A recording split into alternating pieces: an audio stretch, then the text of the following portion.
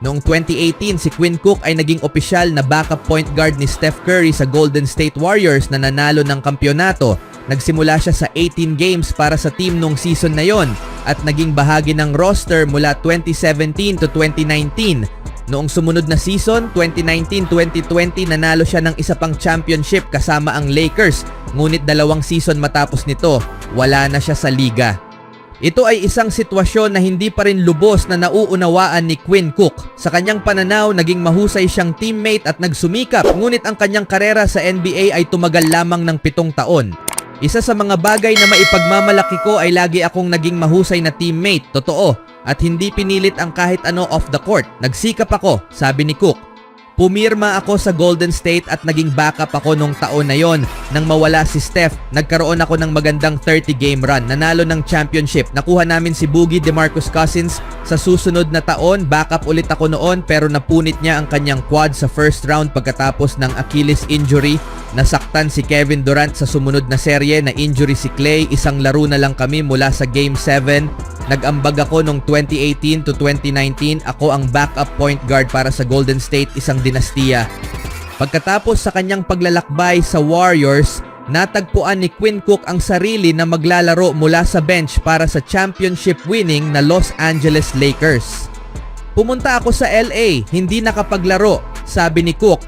Nakaupo ako sa likod ni LeBron, sa likod ni Rondo. Naglaro ako sa 3 sunod na finals. Wala pa akong garantisadong kontrata mula noon na nakakainis. Pero sa huli, kailangan kong pagdaanan ang mga unang non-guaranteed na kontrata o ang pamumuhay sa maleta sa loob ng 2 taon para maging handa para doon. Sa puntong iyon, parang ayoko na sa NBA, pupunta ako kung saan ako nirerespeto. Pagkatapos, naglaro ako sa ibang bansa at naging maganda ang karanasan mula noon.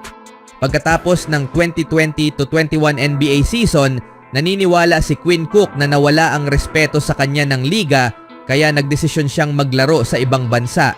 Sinubukan niyang makabalik ngunit sinabi niya na nagsinungaling ang kanyang ahente tungkol sa interes ng mga NBA teams sa kanya. Nagsinungaling ang ahente ko sa akin, sinasabing may ilang teams na interesado sa akin, sabi ni Cook.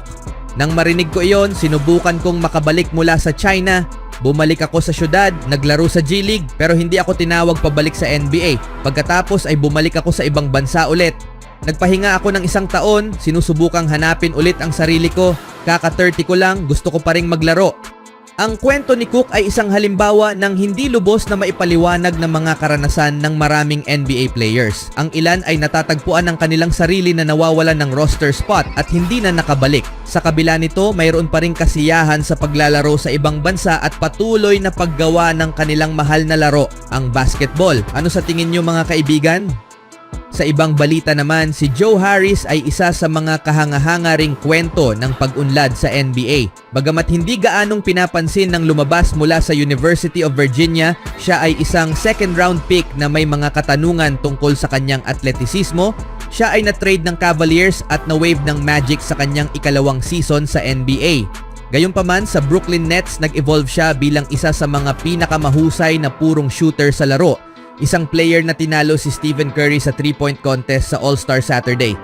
Ngunit ayon kay Shams Charania ng The Athletic, nagdesisyon si Harris na magretiro mula sa basketball. Nag-sign si Harris sa Brooklyn noong 2016 nang si GM Sean Marks at Coach Kenny Atkinson ay nagtatrabaho sa muling pagbuhay ng isang nahihirapang franchise. Sa loob ng ilang taon sa ilalim ni Atkinson, si Harris ay naging isa sa mga pinakamahusay at kinatatakutang shooter sa NBA.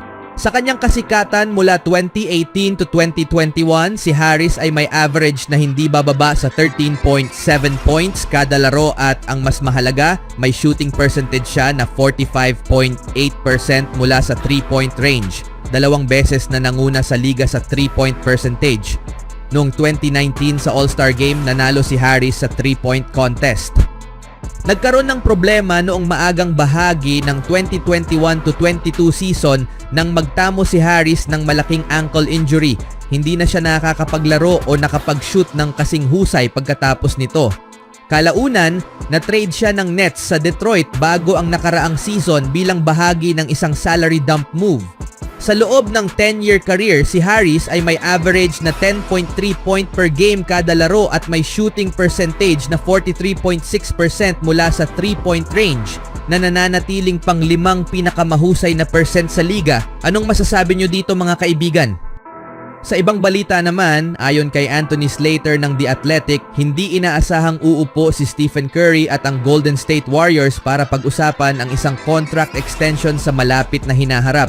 Binanggit na hihinto muna si Curry sa mga basketball-related na gawain sa loob ng ilang linggo matapos maglaro para sa Team USA sa Paris Olympics at magaganap ang mga usapan tungkol sa kontrata ayon sa preferred timeline ng Star.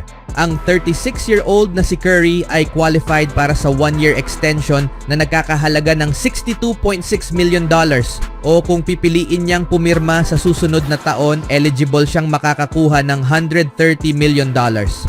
Si Steph ay tumanggi munang pag-usapan ang extension na ito pero may sapat na oras pa si Curry upang makipagkita sa pamunuan ng Golden State tungkol sa isang extension dahil ang deadline upang makarating sa isang kasunduan ay sa October 21. Mayroon pa siyang 2 natitirang season sa kanyang 4-year, $215 million contract na nilagdaan noong 2021. Ang 2-time MVP ay ginugol ang lahat ng 15 years ng kanyang tanyag na karera kasama ang Warriors at mukhang wala siyang plano na magpalit ng team sa anumang oras.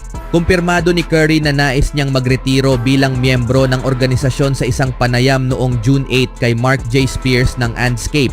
Mula siya sa isang kahangahangang serye ng mga laro sa Paris kung saan tinulungan niya ang US na makuha ang ika-5 sunod na gintong medalya sa men's basketball. Nagtala siya ng kabuuang 60 points sa kanyang huling 2 laro na tumama ng ilang mahalagang tres upang talunin ng France at masiguro ang ginto para sa Estados Unidos. Kahit na nagmula sa isang nakakadismayang pagkatalo sa play-in tournament ang Warriors, naging tahimik ang kanilang off-season. Nawala si Klay Thompson sa isang 6-team sign and trade na nagdala sa kanila kina Kyle Anderson at Buddy Hield na pag-sign rin ng Golden State sina DeAnthony Melton bilang free agent noong June 8. Ayon sa mga ulat, interesado ang Warriors kay Lauri Markkanen ng Utah Jazz ngunit hindi sila nagtagumpay na makipagkasundo sa Jazz bago pumirma ang forward ng 5 taong extension para manatili sa team. Habang naghahanda ang Golden State para sa 2024-25 season, maaaring magpasya ang superstar point guard ng team na maghintay muna bago pumirma ng 1 o 2 taong extension. Speaking of Klay, ang guard ng Dallas Mavericks na si Klay Thompson ay marami ng pinagdaanan sa kanyang NBA career. Isang 4-time NBA champion na mayroong maraming individual na record at tagumpay, si Thompson ay nakaranas din ng maraming pagsubok dahil sa mga injury. Ito ay hindi direktang nagdulot sa pag-alis ni Thompson mula sa Golden State ngayong summer dahil ang veteranong guard ay nangangailangan ng isang bagong simula para malayo sa mga patuloy na nagpapaalala sa kanyang dating sarili. Sa pagbibigay ng taos-pusong payo sa susunod na henerasyon sa isang kamakailang off-season workout, pinayuhan ni Thompson ang mga young players na pahalagahan ang oportunidad na mayroon sila ngayon dahil hindi ito tatagal ng kasing haba sa iniisip ng marami. Mahalin mo tong bagay na to dahil hindi ito magtatagal magpakailanman, sabi ni Thompson. Sa dulo ng araw, ang pera at lahat ng F na yan ay cool, pero ang katotohanan na nagagawa mong kumita sa pamamagitan ng isang bagay na mahal mong ginagawa na makakapaglaro ka, walang mas magandang pakiramdam doon. Ipinapangako ko yan. Nakatanggap si Thompson ng reaksyon sa kanyang heartfelt message mula kay Warriors guard Brandon Podziemski na sumang-ayon sa mga matatalinong salitang ito sa pamamagitan ng isang post sa X. Isang dakilang veteranong presensya para kay Podziemski sa kanyang rookie season, gumawa ng malakas na epekto si Thompson sa guard. Umaasa ang Golden State na magiging isa siya sa kanilang mga haligi sa hinaharap. Ngayon, kasama ang Dallas, si Thompson ay maghahangad na makamit ang kanyang ika-5 NBA championship sa kanyang unang season na malayo sa Golden State. Anong masasabi niyo mga kaibigan? Always do it on my own, so I gotta get through it. And the only thing I know is to love what I'm doing. Never give up, never slow, till I finally prove it. Never listen to the no's, I just wanna keep moving. Keep my head up when I act, head up, that's a fact. Never looking back, I'ma keep myself on track.